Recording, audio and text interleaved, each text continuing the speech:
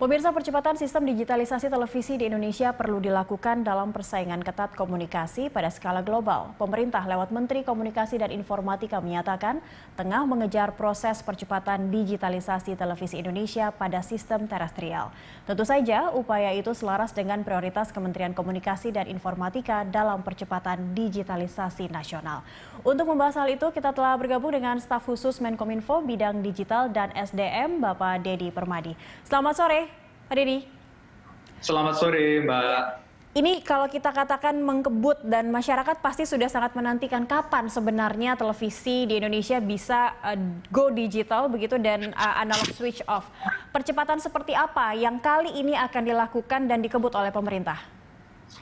Ya, yang pertama yang ingin kami sampaikan adalah Kementerian Komunikasi dan Informatika saat ini sedang melakukan percepatan digitalisasi nasional atau percepatan transformasi digital. Ya. Salah satu poin di dalam percepatan transformasi digital itu adalah percepatan digitalisasi di sektor penyiaran. Nah, di sektor penyiaran kita tahu ada televisi dan radio, dan yang perlu sangat diprioritaskan adalah percepatan digitalisasi di sektor penyiaran terutama televisi.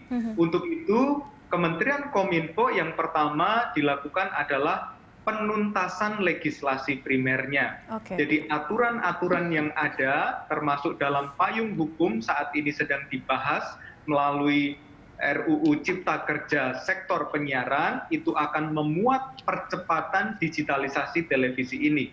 Sehingga diharapkan dengan adanya penuntasan legislasi primer di sektor penyiaran digital ini, maka digitalisasi televisi Indonesia akan segera terwujud.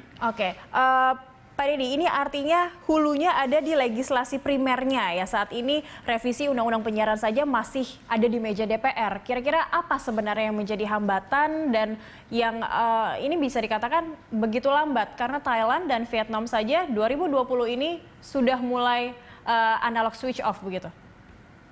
Betul, itulah yang sebetulnya kita sedang bekerja bersama-sama dengan DPR. Tentu antara pemerintah dengan DPR saling mendukung, saling mensupport di dalam proses percepatan yang menuntut kita untuk segera menyelesaikan isu ini. Terutama kalau tadi saya berbicara terkait dengan digitalisasi televisi, maka yang harus segera dituntaskan adalah RUU Cipta Kerja di sektor penyiaran digital.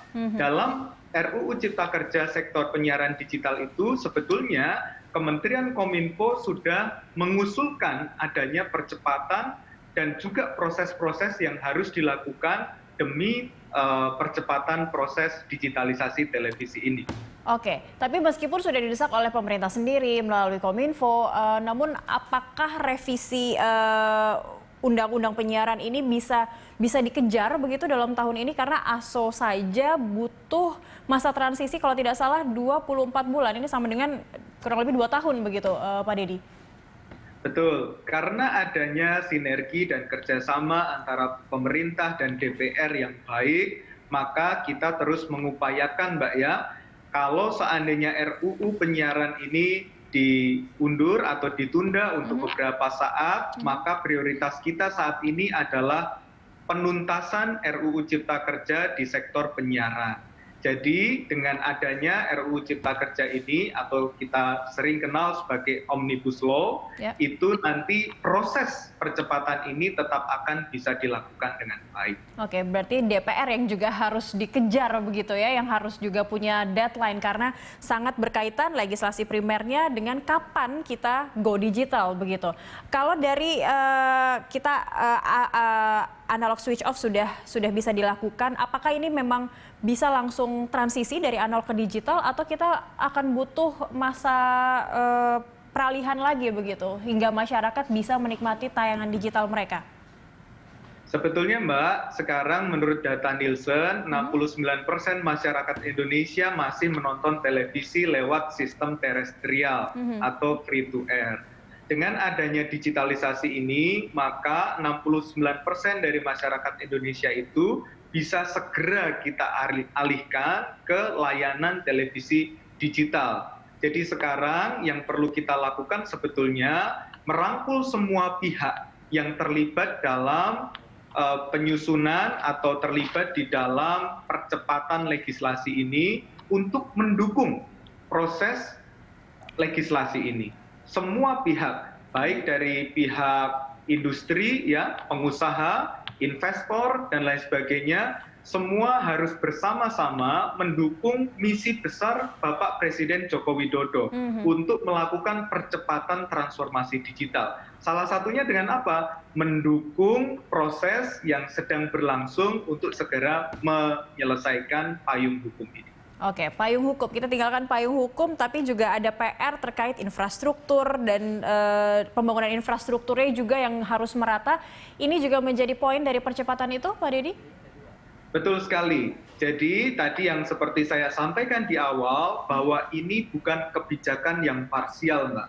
Kementerian Kominfo saat ini sedang dengan sangat serius mengupayakan percepatan transformasi digital Indonesia secara komprehensif dan berkelanjutan.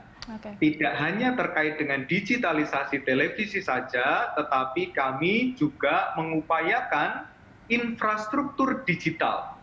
Dari middle mile dan last mile kita akan segera selesaikan. Kalau sekarang masih ada 12.548 desa dan kelurahan yang belum terjangkau sinyal 4G, maka kita sekarang sedang mengejar ketertinggalan itu. Harapannya akhir 2022 seluruh desa dan kelurahan di Indonesia yang berjumlah 83.000 lebih itu akan terhubung sinyal 4G.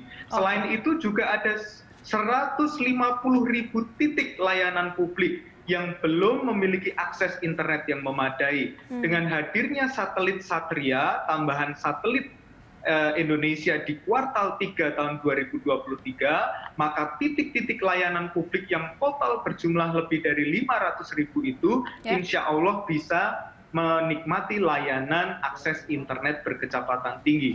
Jadi semuanya ini kita lakukan bersama-sama, mulai dari infrastrukturnya, termasuk juga Mbak, SDM-nya.